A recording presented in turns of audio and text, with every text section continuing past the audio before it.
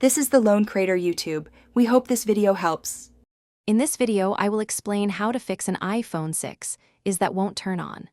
First, carefully inspect your device for any visible physical damage or signs of water exposure, as these can prevent it from powering on.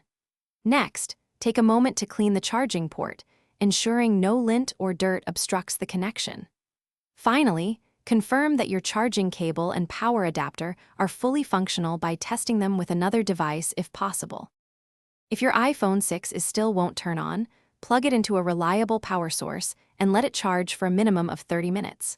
Sometimes, a completely drained battery needs extended charging time to respond.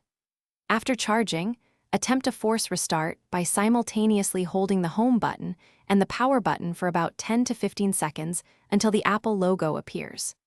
If it still doesn't respond, connect it to a computer to see if it's recognized. Should the previous steps not work, you might need to enter Device Firmware Update or DFU mode. This advanced step allows you to restore your iPhone's firmware.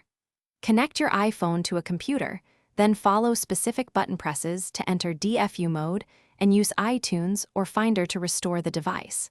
Please be aware that performing a DFU restore will erase all data on your iPhone, so this should be a last resort.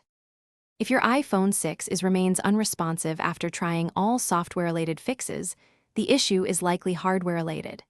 This could involve a faulty battery, a damaged logic board, or other internal components requiring specialized attention. At this point, it's best to seek assistance from a certified Apple service provider or a reputable independent repair shop for a professional diagnosis.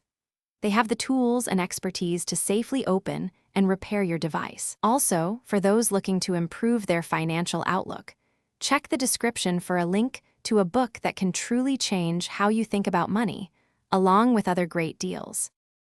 Thanks for watching. Consider subscribing if we helped you.